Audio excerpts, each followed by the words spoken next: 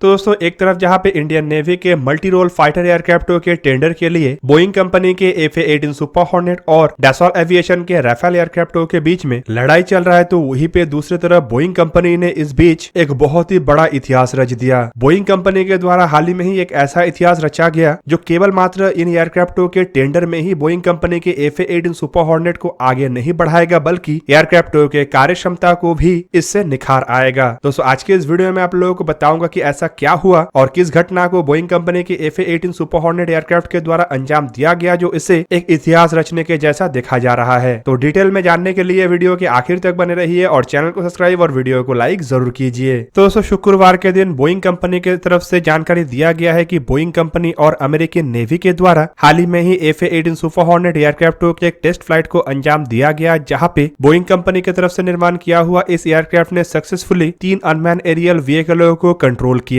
Report में यही बताया जा रहा है कि इस टेस्ट को अंजाम देने के लिए जिस एयरक्राफ्ट का इस्तेमाल किया गया था उसमें बोइंग के इंजीनियरों के तरफ से कुछ परिवर्तन भी किया गया था और इस परिवर्तन के रूप में एयरक्राफ्ट में एक एडजेसेंट प्रोसेसर को भी जोड़ा गया, जिसे डिस्ट्रीब्यूटेड टारगेटेड प्रोसेसर नेटवर्क कहा जाता है। ये एक थर्ड पार्टी टेबल लिंक है जो इन अनमैन एरियल व्हीकलों को कनेक्ट करके रखा था। दोस्तों इस उड़ान को बोइंग कंपनी की तरफ से मैन अनमैन टीमिंग मतलब MUMT का नाम दिया गया है। और दोस्तों ये जो MUMT है यह असल में एक ऐसा डेमोन्स्ट्रेशन था जो नेवी के डिस्ट्रीब्यूटेड मैरीटाइम ऑपरेशन के विजन को आगे बढ़ाएगा। दोस्तों अमेरिकी नेवी एक लंबे प्रयास के अंतर्गत अपने मैन्ड एयरक्राफ्टों को अनमैन एरियल व्हीकलों के साथ ऑपरेट करने के लिए तैयार कर रहा था और दोस्तों ये अमेरिकी नेवी की तरफ से इस तैयारी का सबसे पहला सक्सेस है। दोस्तों रिपोर्ट में यह भी बताया जा रहा है कि बोइंग कंपनी की तरफ से डिस्ट्रीब्यूटेड टारगेटिंग प्रोसेसर नेटवर्क में एक नया सॉफ्टवेयर को भी लोड किया गया था जो ये थर्ड पार्टी टेबल को रन करने के साथ साथ कमांड को ट्रांसमिट भी कर रहा था। दोस्तों रिपोर्ट में यह भी बताया जा रहा है कि टेस्ट फ्लाइट के दरमियान FA-18 सुपर हॉर्नेट एयरक्राफ्ट के पायलट के द्वारा कमांड को टेबल में एंटर किया जा रहा था और उसके बाद ये कमांड प्रोसेस होते हुए ब्लॉक 3 के हार्डवेयर के थ्रू ट्रांसमिट हो रहा था। हालांकि दोस्तों ये भी बताया जा रहा है कि ये जो टेस्ट था ये करीब 2 हफ्ते तक अंजाम दिया गया, जिस दरमियान FA-18 सुपर हॉर्नेट एयरक्राफ्टों के पायलटों के द्वारा दिया गया कमांड के बेस पे इन अनमैन एरियल व्हीकलों को फ्लाई किया जा रहा था। दोस्तों आपके जानकारी के लिए बता दूं कि FA-18 super hornet block 3 aircraft असल में बोइंग कंपनी के FA-18 सीरीज के सबसे नया एयरक्राफ्ट है और इसे अमेरिकी नेवी में इस्तेमाल किए जाने वाले सबसे अधिक संख्या के एयरक्राफ्ट के रूप में भी देखा जाता है। इस कारण से FA-18 सीरीज के एयरक्राफ्टों को अमेरिकी नेवी के बैकबोन के रूप में भी देखा जा रहा है। हालांकि दोस्तों अगर देखा जाए तो पिछले साल ही बोइंग कंपनी की तरफ से अमेरिकी नेवी के द्वारा जो 73 ब्लॉक 3 वर्जन के एयरक्राफ्टों का ऑर्डर दिया गया था, उस ऑर्डर के तहत एयरक्राफ्टों का डिलीवरी किया गया है। दोस्तों FA-18 एयरक्राफ्टों के प्रीवियस वर्जनों के मुकाबले में FA-18 ब्लॉक 3 एयरक्राफ्टों में कई तरीके के एनहांसमेंट लाया गया है और ये एक तरीके से नेवी को एडिशनल कैपेबिलिटी भी देता है। आपके जानकारी के लिए बता दूं कि इसमें नया एडवांस कॉकपिट सिस्टम के साथ साथ नया टूल्स को जोड़ा गया है जो पायलट के लिए जो सिचुएशनल अवेयरनेस है उसे और मजबूत करता है। हालांकि दोस्तों आपके जानकारी के लिए बता दूं कि बोइंग कंपनी को साल 2020 में ही $4 बिलियन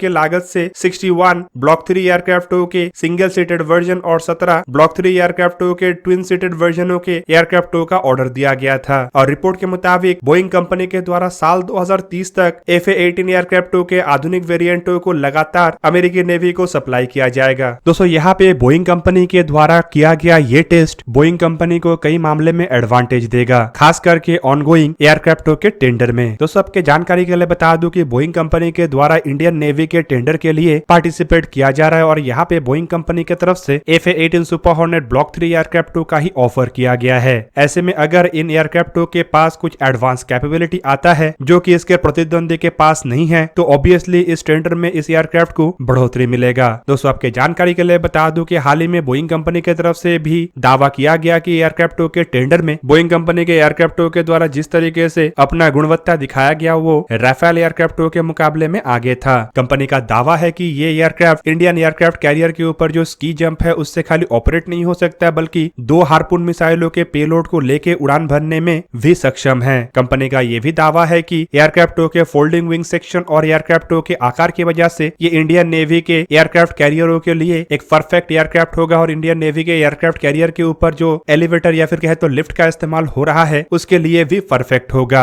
हालांकि दोस्तों कंपनी की तरफ से टेस्ट के बाद ये नहीं बताया गया है कि इस टेस्ट के दरमियान कौन से अनमैन एरियल व्हीकल का इस्तेमाल किया जा रहा था, पर अगर देखा जाए तो बोइंग कंपनी की तरफ से लॉयल विंगमैन का भी डेवलपमेंट किया जा रहा है जो बेसिकली ऑस्ट्रेलियन एयरफोर्स के साथ मिलके डेवलप्ड हो रहा है। दोस्तों फिलहाल अगर बोइंग के F/A-18 super hornet block 3 aircraft को देखा जाए तो ये मैकडोनाल्ड डॉगलस F/A-18 एयरक्राफ्ट के बेस पे ही निर्माण किया गया है। पर ये जो एयरक्राफ्ट है ये सबसे आधुनिक वेरिएंट है और इसका कैरियर बेस वर्जन को 1999 में अमेरिकी नेवी में शामिल किया गया था। हालांकि बड़े मात्रा में साल 2001 के बाद ही इन एयरक्राफ्टों को अमेरिकी नेवी के एयरक्राफ्ट कैरियर में F-14 एयरक्राफ्टों के रिप्लेसमेंट के रूप में लाया गया। दोस्तों F/A-18 सुपर हॉर्नेट एयरक्राफ्टों को अगर देखा जाए तो रिपोर्ट के मुताबिक अब तक अमेरिका के द्वारा इस कैटेगरी के 600 से अधिक एयरक्राफ्टों का निर्माण साल 2020 तक किया जा चुका है और इन एयरक्राफ्टों का जो इस्तेमाल करता देश है उनमें अमेरिकी नेवी के अलावा केवल मात्र ऑस्ट्रेलियन एयरफोर्स है। पर रिपोर्ट में यह भी बताया जा रहा है कि कुवैतियन एयरफोर्स की तरफ से भी 22 सिंगल सीटेड F/A-18E और 6 ट्विन सीटेड F/A-18F एयरक्राफ्टों का ऑर्डर दिया गया है। और अगर इंडिया के तरफ से F/A-18 एयरक्राफ्टों को खरीदा जाता है तो इंडियन नेवी दुनिया का ऐसा चौथा बेड़ा होगा जो इन एयरक्राफ्टों का इस्तेमाल करेगा। दोस्तों इन एयरक्राफ्टों को अगर देखा जाए तो ये twin seated multi role carrier base 4th generation के एक बेहतरीन फाइटर एयरक्राफ्ट है। एयरक्राफ्टों को ऑपरेट करने के लिए 1 या 2 क्रू मेंबर का आवश्यकता होता है। दोस्तों यहाँ पे E वेरिएंट के एयरक्राफ्ट को सिंगल पायलटेड फाइटर वर्जन कहा जाता है, जबकि F वर्जन के एयरक्राफ्टों को ट्विन पायलटेड ट्रेनर वर्जन के रूप में भी देखा जाता है, जबकि दूसरे पायलट यहाँ पे वेपन सिस्टम ऑफिसर होते हैं। दोस्तों एयरक्राफ्ट के अगर आकार को देखा जाए तो इसका लंबाई करीबन 18.31 मीटर मतलब 60 फीट 1 इंच के आसपास है, जबकि इसका विंग स्पैन 13.62 मीटर मतलब 44 फीट 8 इंच के आसपास है। एयरक्राफ्ट की हाइट 4.88 मीटर मतलब करीबन 16 फीट है और इसके विंग एरिया करीब 46.5 मीटर स्क्वायर मतलब 500 स्क्वायर फीट के आसपास है। एयरक्राफ्ट की एम्प्टी वेट 14,552 किलोग्राम है, जबकि इसके ग्रॉस वेट 21,320 किलोग्राम है। एयरक्राफ्ट के maximum take off weight 29,937 kilogram है और इसमें इंटरनल फ्यूल कैपेसिटी करीब E वर्जन में 6,667 किलोग्राम और F वर्जन में 6,241 किलोग्राम है। एक्सटर्नल फ्यूल कैपेसिटी करीब 5,914 किलोग्राम के आसपास है और एयरक्राफ्ट में 2 जनरल इलेक्ट्रिक के F414 GE400 after burning turbofan engine का इस्तेमाल हुआ है, जिसका ड्राई थ्रस्ट 58 किलोन्यूटन और आफ्टर बर्निंग थ्रस्ट करीबन 98 किलोन्यूटन है। दोस्तों एयरक्राफ्ट के अगर परफॉर्मेंस को देखा जाए तो एयरक्राफ्ट के maximum speed 1915 kilometre per hour है, जो करीब मार्क 1.6 होता है। एयरक्राफ्ट के रेंज करीब 2346 किलोमीटर है, जबकि इसके कॉम्बैट रेंज 4000 पाउंड के बॉम्ब्स और 2 M9 मिसाइलों के साथ करीब 722 किलोमीटर है। एयरक्राफ्ट के लगातार उड़ान भरने का क्षमता 3330 किलोमीटर है, जबकि इसके सर्विस सीलिंग मतलब ऊंचाई में जाने का क्षमता 15 किलोमीटर या फिर कहे तो 50,000 फीट है। एयरक्राफ्ट में हथियारों को कैरी करने के लिए करीबन 11 हार्ड पॉइंट है, जिनमें 2 विंग टिप में 6 अंडर विंग और 3 अंडर फ्यूसलाज है और इसका कुल क्षमता करीब 8050 किलोग्राम है। दोस्तों एयरक्राफ्ट में एक 20 मिलीमीटर के M61A2 वैल्कन गन का इस्तेमाल हुआ है, जिसमें 412 राउंड इनिशियल एमुनेशन रहता है। दोस्तों aircraft M9 Sidewinder, M120 AMRAAM, M7 Sparrow जैसे air to air missile, AGM-65, AGM-84 जैसे air to ground missile, AGM-88 जैसे anti radiation missile, AGM-154 joint stand off weapon, AGM-158 air to surface missile, AGM-84 anti ship missile, AGM-158C anti ship मिसाइलों को carry कर सकता है। जबकि इसके अलावा अमेरिका के द्वारा निर्माण किया हुआ कई तरीके के बॉम्ब्स, टारगेटिंग पॉड, फ्लेयर्स और इंफ्रारेड डेकॉय और अन्य तरीके के पॉड्स को ये एयरक्राफ्ट कैरी कर सकता है। दोस्तों एयरक्राफ्ट के अगर एवियोनिक्स को देखा जाए तो इसमें APG-73 या फिर कहे तो APG-79 रडार का इस्तेमाल हुआ है। एयरक्राफ्ट में integrated defence electronic counter measure system, tow decoy, radar warning receiver और डेटा लिंक सिस्टम जैसे इक्विपमेंटों का भी इस्तेमाल किया गया है। तो दोस्तों ये था आज का वीडियो। अगर आपको वीडियो अच्छा लगा तो लाइक कीजिए और मेरे चैनल को सब्सक्राइब कीजिए और साथ में बना हुआ बेल आइकन को भी प्रेस कर दीजिए ताकि आप मेरा वीडियो देख पाए सबसे पहले। जय हिंद।